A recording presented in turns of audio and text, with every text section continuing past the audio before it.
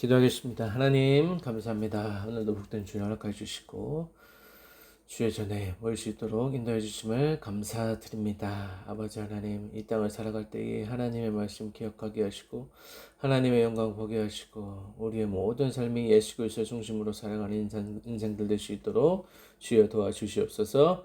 감사드리며 살아계신 예수님 이름으로 기도합니다. 아멘. 오늘도 사도행전 말씀으로 하나님의 은혜를 같이 나누고자 합니다. 오늘은 스데반의 설교 마지막 시간으로 같이 은혜를 나누겠습니다. 스데반이 오늘 본문 말씀을 보면 54절 스데반이 순교하는 그의 설교에 의해서 순교당하는 모습을 우리가 보게 됩니다. 54절 말씀 보면 그들이 이 말씀을 듣고 마음에 찔려 그를 향하여 이를 갈거든 이라고 했습니다. 마음에 찔렸다는 것은 원문에 의하면 톱질 당하다라는 뜻입니다. 그래서 내면이 갈라질 정도의 큰 분노를 나타내고 있습니다. 스데반의 이 설교는 유대 지도자들의 죄를 직접적으로 폭로한 셈이었기 때문에 그들의 분노를 자극했습니다. 그래서 그를 향하여 이를 갈았다는 것은 결국 이 분노가 폭발하여 스데반을 죽이고자 하는 살인의 충동까지 일어나는 결과를 초래했다라고 볼 수가 있습니다. 하나님의 말씀을 들을 때 하나님의 말씀을 들었을 때 우리가 여러 가지 반응이 나타날 수 있습니다. 이 진리의 말씀이라는 것이 결국에는 우리의 죄를 드러내고 우리의 연약함을 드러내는 경우가 많이 있습니다. 그래서 이 말씀이 사람을 깨닫게 하고 변화시키고 성화시키는 반면에 이 말씀을 거부하는 자들도 있다라는 것입니다. 이 성령의 책망이라는 것이 회개로 이어지지만 또 완고한 마음, 이 돌과 같이 딱딱한 마음을 가진 사람들은 이 반응이 폭력적으로 일어날 수 있다라는 것입니다. 하나님의 말씀이 우리를 불편하게 할 때가 있습니다.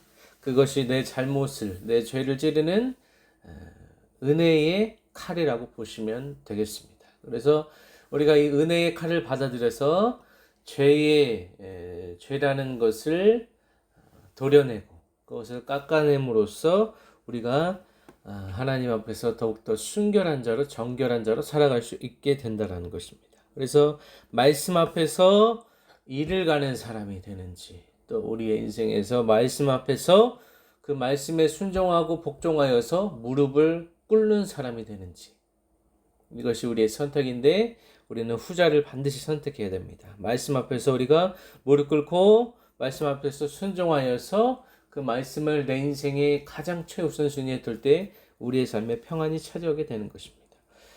55절 56절 말씀 보면 스데반이 성령 충만하여 하늘을 우러러 주목하여 하나님의 영광과 예수께서 하나님 우편에 서신 것을 보고 말하되 보라 하늘이 열리고 인자가 하나님 우편에 서신 것을 보노라 한대 라고 했습니다. 스데반은 성령 충만함을 일관하고 있습니다. 설교의 시작 그리고 이 자신의 죽음을 예견했을 것인데 그때까지 성령 충만하여서 하늘을 보게 됩니다. 그의 관점이 하늘이라는 것입니다. 하늘은 당시에 하나님이 계신 곳으로 이러한 상징성을 가지고 있었습니다. 그래서 예수님께서 하나님 우편에 서신 것을 보았다는 것은 결국 스데반이 영적인 눈이 열려서 영안이 열려서 환상을 보게 되는 것입니다. 그래서 스데반의 경우 예수님께서 일어나 맞이하시는 장면으로 이제 오늘 본문에서 묘사가 되는데 이것은 예수님께서 스데반을 환대하시고 또 중보를 상징한다라고 볼 수가 있습니다. 이 스데반의 시선이 현실적인 고난, 박해, 자신의 이 죽음을 앞두고 있는 이 사람이 현실의 폭력보다는 하늘의 영광에 이 시선이 고정되어 있다는 것이죠. 그래서 현실을 압도당하지 않고 현실에 전혀 개의치 않고 하늘을 바라보았다라는 것입니다. 그래서 예수님의 모습을 보게 되면 예수 그리스도는 박해받는 이 증인을 위해서 하나님 우편에 서 계신다. 일어서시는 살아계신 주로 드러나게 됩니다. 그래서 우리의 믿음이라고 하는 것이 현실을 부정하는 것이 아니라 현실 속에서 현실을 이겨내고 승리하고 그 위에 계신, 현실 넘어 계신 주님을 바라볼 수 있는 눈을 갖게 되는 것이 우리 신앙의 궁극적인 목적이라고도 볼 수가 있습니다. 그래서 현실적인 위협 속에서도 하늘을 보는, 하늘의 시선을 잃지 않는 것이 이 신앙의 본질이라고 볼 수 있습니다. 57, 58절을 보면은 그들이 큰 소리를 지르며 귀를 막고 일제히 그에게 달려들어 성 밖으로 내치고 돌로 칠세 증인들이 옷을 벗어 사울이라는 청년의 발 앞에 두니라 라고 했습니다. 그들이 큰 소리를 지르고 귀를 막았다. 귀를 막았다라는 것은 더 이상 진리를 듣기 싫다라는 것이죠. 그래서 진리의 말씀을 거부하고 이제 육체의 본성에 따라서 그들의 본성에 따라서 육체의 정욕에 따라서 그들의 삶의 경험을 통하여서 이제 그들이 나아갔다는 것입니다.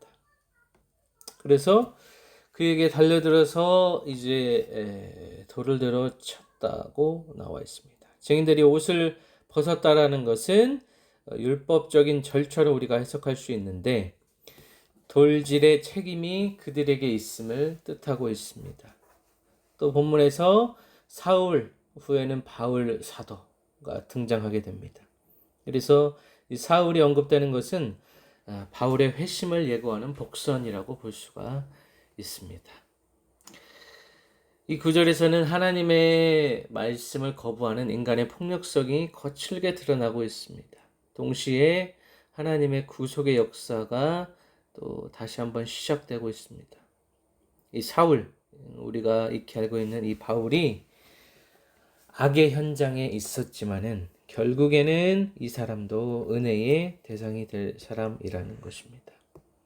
우리는 때때로 신앙생활하면서 스데반의 자리가 아니고 돌을 던지는, 다른 사람을 정죄하고 비판하고 의심하고 그들을 마녀사냥하는 자리에 우리가 서 있을 때가 있습니다. 진리를 지키는 사람들을 비난하거나 조롱해서는 안 되는 것이죠. 그래서 스데반 앞에 군중이 아니라 우리는 사울처럼 변화를 기다리는 사람이 되어야 될 줄로 믿습니다. 59절, 60절 말씀. 그들이 돌로 스데반을 치니 스데반이 부르짖어 이르되 주 예수여 내 영혼을 받으시옵소서 하고 무릎을 꿇고 크게 불러 이르되 주여 이 죄를 그들에게 돌리지 마옵소서 이 말을 하고 자니라. 스데반의 순교의 모습을 우리가 보게 됩니다. 스데반은 끝까지 주님을 바라봅니다. 자신을 향해 날아오는 돌, 그리고 그 사람들을 바라보는 것이 아니고 예수님의 그 시선을 바라보면서 예수님과 눈을 맞추면서 자신의 영혼을 받아달라고 하면서 또 이 순교자의 겸손과 용서하는 모습을 보게 됩니다. 예수님을 알지 못하고 진정으로 예수님을 만나지 못한 자들을 끝까지 용서함으로 주 예수 그리스도의 마음으로 품고 그들을 자신이 죽어가는 와중에도 그들의 용서를 빌고 있습니다. 스데반은 그리스도의 삶을 닮아가면서 죽었습니다. 그의 죽음, 그의 순교는 단순히 비극이 아니라 끝까지 예수님과 동행했던 예수님의 증인의 모습을 우리가 보게 됩니다. 그래서 성령 안에서 그리스도와 하나 된 자의 모습이 어떤 모습인가를 우리가 상징적으로 스데반의 모델을 통하여서 우리가 알게 된다라는 것이죠. 8장 1절 보면 사울은 그가 죽임 당함을 마땅히 여겼다라고 했습니다. 마땅히 여겼다는 것은 사울이 유대교에 심취했고 종교적 열심이 강한 사람이라는 것을 우리가 보게 됩니다. 그래서 사울의 눈도 아직은 가려져 있었고 어두운 사람이었고 예수님을 인격적으로 만나지 못한 사람이었고 예수님을 체험하지 못하고 진리의 말씀과는 거리가 먼 사람이었다는 것입니다. 그래서 스데반이 죽는 것이 마땅하다고 여길 수 있었다라는 것입니다. 2절 말씀, 그날에 1절 후반절, 그날에 예루살렘에 있는 교회에 큰 박해가 있어 사도회는 다 유대와 사마리아 모든 땅으로 흩어지니라 라고 했습니다. 그래서 본격적으로 사울이 교회를 박해하는 모습이 이제 나타나고 있습니다. 예루살렘에 있는 교회가 예루살렘에 더 이상 머물지 않고 박해 때문에 이 디아스포라, 흩어지는 역사가 일어나고 있습니다. 이 흩어지는 역사는 단순한 도피가 아니고 복음이 예루살렘 그 이외의 지역으로 땅끝까지 퍼져가는 모습을 볼 수가 있습니다. 그래서 하나님의 이 섭리라고 하는 것이 박해가 박해에서 지나지 않고 이 박해를 결국에 하나님의 복음이 땅끝까지 전해지는 이 놀라운 섭리의 현장에 하나님의 계획의 현장에 있게 되는 것입니다. 그래서 교회의 박해가 복음이 확장되는 기점이 되었고 사울은 훗날 바울이 되어서 그 복음을 땅끝까지 전하는 사람이 됩니다. 2절 경건한 사람들이 스데반을 장사하고 위하여 크게 울더라 라고 했습니다. 그래서 스데반의 죽음을 안타까워하고 그를 따랐던 그들과 마음을 함께했던 교회 공동체가 스데반을 장사하고 또 그를 위하여 크게 애도하는 모습을 우리가 볼 수 있습니다. 사울은 교회를 잔멸할새 각 집에 들어가서 남녀를 끌어다가 옥에 넘겼다라고 했습니다. 그래서 사울은 계속해서 교회 공동체를 위협하고 박해하는 사람으로 등장하게 됩니다. 이 사울이 예수님을 이제 만나게 되는 것이죠. 그래서 사울의 모습도 우리가 살펴보게 된다면 개인의 삶도 이 실패를 통하여서 자신의 무지를 통하여서 그것을 인정할 때 하나님께서 그 무지를 진리의 말씀으로 확신시켜 주시고 진리의 말씀으로 그를 변화시킬 수 있다는 것을 우리가 보게 됩니다. 스데반의 설교를 몇 주간에 걸쳐서 우리가 살펴보았습니다. 마지막까지 스데반은 성령 충만한 자로 하나님 앞에 섭니다. 그리고 이제는 천국에서 우리를 바라보고 계시는 분이시죠. 스데반의 인생은 어찌 보면 인간적인 관점으로 보게 되면 굉장히 험한 인생이라고도 볼 수가 있습니다. 하지만 하나님께서 바라보셨을 때 그의 인생은 가장 복된 인생, 그리고 가장 하나님의 뜻에 합당한 인생이 아니었을까 생각해 봅니다. 스데반은 돌에 맞았지만 하늘의 영광을 보았습니다. 예수 그리스도와 함께 있었습니다. 그의 죽음의 결과로 그의 죽음이 끝이 아니라 복음이 예루살렘을 넘어서 땅끝까지 전파되는 계기가 되었다라는 것입니다. 우리가 서두에도 살펴보았듯이 말씀에 찔릴 때 분노하는 자가 있고 또 회개하는 사람도 있습니다. 우리는 반드시 이 말씀 앞에서 찔림을 당하고 이 찔림 당하는 데에서 그치는 것이 아니고 이 찔림을 폭력으로 위협으로 박해로 표출하는 것이 아니고 이 찔림이 결국에는 회개로 이어져서 우리의 손과 발이 우리의 육체가 변화되어서 우리의 심령이 변화되어서 마음의 할례를 통하여서 우리는 결국 이 진리로 향하는 여정에 우리는 들어가야 됩니다. 예수 그리스도의 그 깊고 넓고 풍성하신 그 은혜의 말씀 속으로 우리가 그 말씀 안에 잠겨 있을 때, 그 말씀 안에 잠겨 있을 때 우리는 예수님을 만나게 되고 그분의 음성을 듣게 되고 말씀 앞에서 우리는 두려워 떠는 자가 되게 되는 것입니다. 하지만 이스라엘의 많은 사람들, 종교 지도자들, 기득권을 가지고 있던 많은 사람들, 사내들인 공의원들은 스데반을 보지 못했습니다. 스데반의 그 신앙과 성령 충만함을 보지 못했고, 앞서서 예수 그리스도가 어떤 분이신가를 전혀 못했기 때문에 이 인간의 무지라는 것이 이렇게 무섭습니다. 인간의 무지. 이것을 타개하러 오시고 타파하러 오신 분이 바로 예수 그리스도이십니다. 그래서 아직 알지 못하는, 예수님을 알지 못하는 사람들에게 접근할 때 이 무지를 생각해야 됩니다. 그들을 불쌍히 여기고 그들을 예수 그리스도로 인도하기 위해서는 우리가 먼저 무지함을 벗고 이 진리로 성령으로 충만함을 가질 때 그들에게 다가갈 수 있다는 것이죠. 우리의 존재 자체를 인지하지 못하고 내가 어떠한 사람인지를 먼저 알지 못하는 자들에게는 전도가 시작될 수 없다라는 것입니다. 오늘날의 교회도 교회와 우리 성도도 스데반처럼 진리를 말하는 자들이 되었으면 좋겠습니다. 진리가 무시되고 비진리가 성행하고 세상의 가치관에 교회의 말씀이 무시되는 경우가 있습니다. 교회의 위신이라고 하는 것, 교회의 명예가 실추되고 있는 또 일부 교회가 정치적으로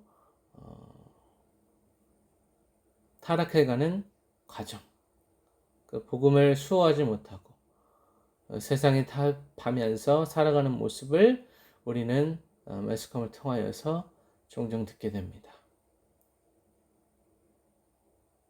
하나님께서 이 세상을 다스리고 계시고 그 안에서 또 하나님의 역사가 일어나는 줄로 믿습니다.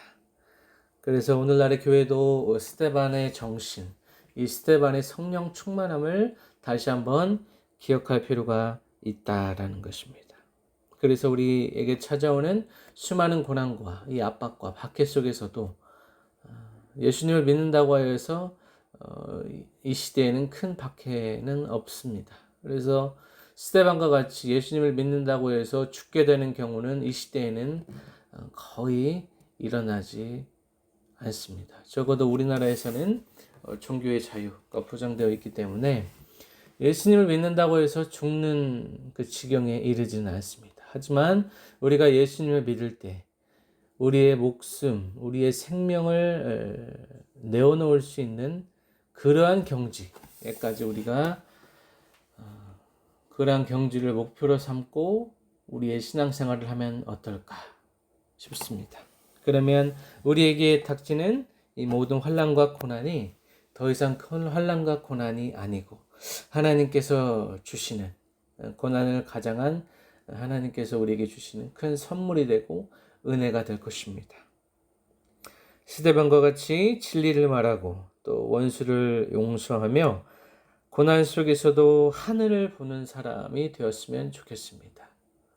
우리가 지치고 힘들 때 땅을 바라보는 것이 아니고 하늘을 바라보았으면 좋겠습니다. 하나님께서 하늘에만 계시지는 않지만 우리가 힘들수록 어려울수록 하늘을 바라보고 또 이 온 세상을 창조하신 그 창조주 하나님 그리고 우리의 주인과 구세주 되시는 예수 그리스도 생각하면서 모든 어려움을 이겨내시기를 바랍니다. 우리가 하늘을 바라보았을 때 주님께서 수고하고 짐진 자들아 다 내게로 오라 내가 너희를 쉬게 하리라 주님께서 말씀하시는 그 음성을 듣기를 소원합니다. 우리에게 닥치는 여러 가지 환난 가운데 고난 가운데 현실적인 어려움으로 살아가는 모든 자들이 결국에는 성령 충만함으로 진리의 말씀을 가슴에 품고 마음의 할례를 통하여서 우리의 가치관이 변하고 우리의 관점이 변화해져서 이제는 더 이상 세상의 가치관에 흔들리지 아니하고 자본주의에 휩쓸리지 아니하고 가진 것이 없어도 예수 그리스도 하나로 만족하고 행복하고 또 평안한 삶을 살아가시기를 바랍니다. 스데반은 오늘 순교를 통하여서 우리는 다시 한번 우리의 삶을 되돌아볼 필요가 있습니다. 우리의 삶의 위기는 곧 전화위복이 될 수 있다라는 것입니다. 교회가 편안할 때보다는 교난 중에 오히려 복음이 확산되고 교회가 성장했다는 것을 우리가 교회의 역사를 통하여서 알게 됩니다. 개인의 삶도 마찬가지로 하나님은 이 위기를 기회로 만드시고 실패를 성공으로 만드시는 역전의 하나님이 되심을 이 시간 믿으시고 우리의 삶을 뒤돌아보면서 오늘 본문 스데반의 순교를 통하여서 우리의 인생은 하나님 앞에서 어떻게 순교할 것인가, 어떤 면을 하나님께서 원하시고 또 헌신하기 원하시고 또 우리의 순교를 통하여서 우리의 영적인 순교를 통하여서 우리 육의 순교를 통하여서 하나님께서 완성해 나가실 우리의 모습을 기대하면서 살아가시기를 바랍니다. 스데반의 순교를 통하여서 이제 더 이상 옛사람에 머물지 않고 이제는 날마다 하나님 앞에 엎드리고 회개하여서 말씀에 찔림을 당하였을 때 회개하는 자로 하나님 말씀에 절대 복종하는 인생으로 살아가시기를 예수 그리스도의 이름으로 간절히 축원합니다. 기도하겠습니다. 아버지여, 부족한 종의 말씀을 전했습니다. 이 땅을 살아가면서 우리에게 닥치는 여러 가지 환난과 고난이 스데반의 순교 앞에 무의미하게 됩니다. 아버지 하나님, 우리가 더 높은 수준의 신앙으로 살아갈 수 있도록 도와주시옵소서. 더 이상 이 어둠에 머물지 아니하고 말씀으로 빛으로 진리로 오신 예수 그리스도로 살아갈 수 있도록 도와주시옵소서. 아버지 하나님께서 예비하시고 계획하신 삶 속에 우리가 그 안에 적극적으로 참여하여서 주님과 함께 사역하며 주님과 함께 동행하며 아버지의 손잡고 나아갈 수 있도록 도와주시옵소서. 우리의 인생이 우리 혼자가 아니고 아버지 하나님께서 함께 우리와 항상 함께 계신다는 사실을 깨달아 알게 하여 주시옵소서. 말씀으로 찔림을 당할 때, 말씀으로 아버지 하나님 쪼개짐을 당할 때 아버지 하나님 그 앞에서 말씀 앞에서 복종하게 하시고 순종하게 하시고 아버지 하나님 이제는 다시 일어나서 여호와께 돌아가서 아버지 하나님 주님께서 우리에게 맡겨주신 사명대로 살아낼 수 있도록 주여 아버지 도와주시옵소서. 스데반의 순교 앞에서 우리는 겸손해지고 더 이상 세상에서 교만하지 아니하고 날마다 순종의 자세로 나아갈 수 있도록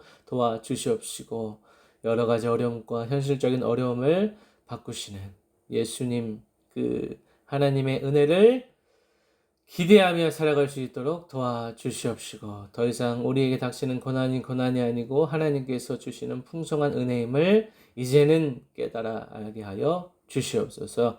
감사드리며 살아계신 예수 그리스도의 이름으로 기도합니다. 아멘.